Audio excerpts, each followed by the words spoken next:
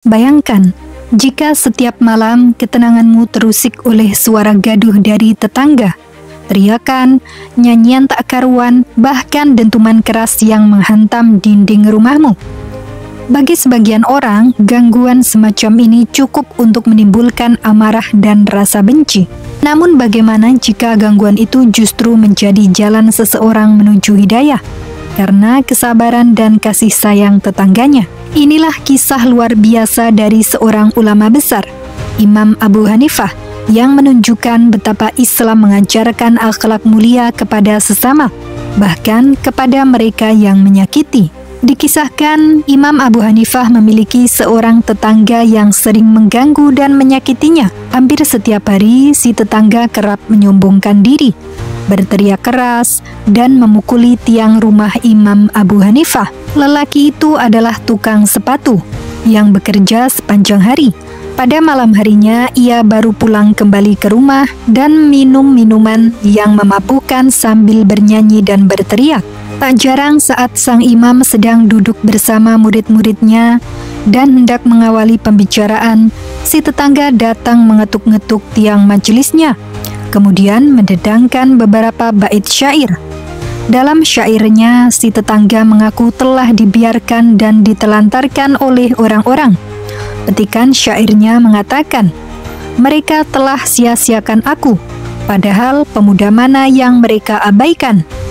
Aku tentara berkuda kaumku, mereka tak tahu kehormatanku." Kebanyakan orang mungkin akan merasa terganggu dengan ulah orang seperti tetangga Imam Abu Hanifah. Itu pula yang terjadi pada murid-muridnya. Namun tidak demikian halnya dengan sang imam sendiri. Saat mereka mengatakan, "Wahai imam, sampaikanlah pada tetanggamu agar berhenti mengganggu kami," beliau menjawab dengan tenang, "Dia itu tetanggaku. Aku sama sekali tidak terganggu olehnya." Bahkan Imam Abu Hanifah berdoa agar Allah Subhanahu wa Ta'ala mengampuni segala dosa-dosanya dan memberikan petunjuk di jalan yang benar. Ia melakukan hal itu setiap harinya, terus minum minuman dan bernyanyi sepanjang malam dengan lirik tentang dirinya yang disia-siakan. Istrinya berusaha memperingatkan bahwa suara nyanyiannya dapat mengganggu para tetangga. Lelaki itu menjawab, "Siapa yang terbangun pada malam selarut ini? Mereka pasti sedang mendengkur." Lelaki itu tidak memperdulikan nasihat istrinya. Begitulah kejadian itu berlangsung setiap malamnya. Pada suatu malam, Imam Abu Hanifah mengajar murid-muridnya. Namun saat itu mereka tak lagi mendengar suara gaduh dari tetangga yang biasa mengganggunya. Tak lama kemudian, sang imam bertanya kepada murid-muridnya, "Di manakah kawanku yang selalu melantunkan syair? Mereka telah sia-siakan aku, padahal pemuda mana yang mereka abaikan? Aku tentara berkuda kaumku, mereka tak tahu kehormatanku." Murid-muridnya tak langsung menjawab. Mereka saling menoleh satu sama lain sambil tertawa. Imam Abu Hanifah bertanya, "Mengapa kalian tertawa?" Mereka menjawab, "Allah telah membebaskanmu dari keburukan tetanggamu itu." Sang imam bertanya, "Memangnya apa yang telah menimpa tetanggaku itu?" Muridnya menjawab, "Dia sudah ditangkap oleh pihak keamanan dan dijebloskan ke penjara." Imam Abu Hanifah menjawab, "Aku wajib." Pada saat itu pula sang imam bangkit. Ditanya oleh murid-muridnya, "Wajib apa wahai imam?" Beliau menjawab, "Wajib memberikan pertolongan." Saat itu juga beliau berangkat, padahal waktu itu sudah cukup malam. Beliau mengetuk pintu khalifah yang ada di Baghdad. "Siapa yang di pintu?" tanya salah seorang dari dalam rumah. "Aku, An-Nu'man Abu Hanifah." "Abu Hanifah? Benarkah?" Sebab Abu Hanifah tidak datang kepada khalifah kecuali bila diminta atau diundang. Akhirnya pintu dibuka, dan ternyata benar.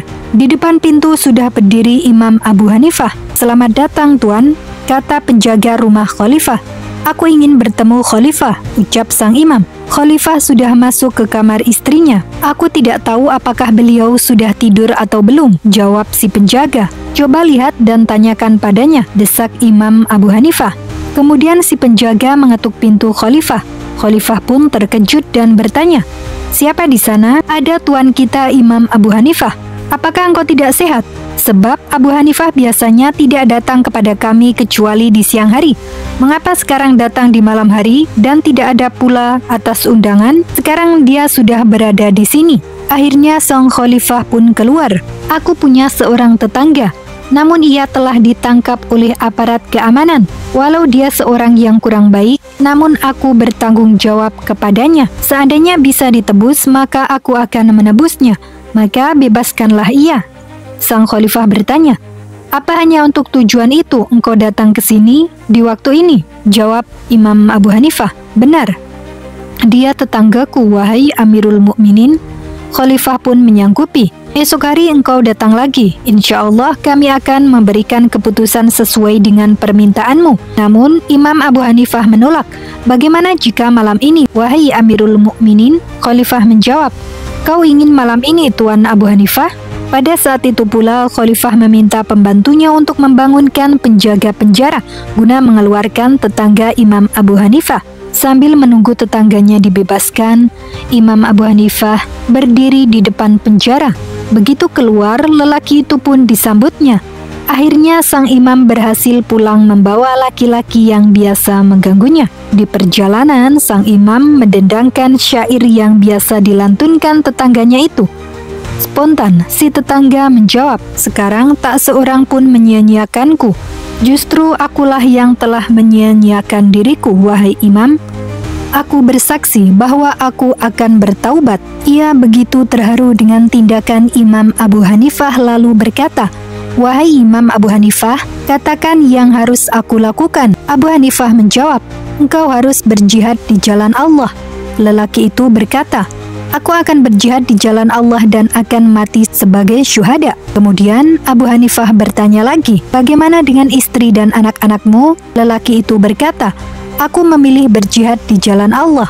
Abu Hanifah berkata, "Untukmu berjihad adalah mengurus istri dan anak-anakmu."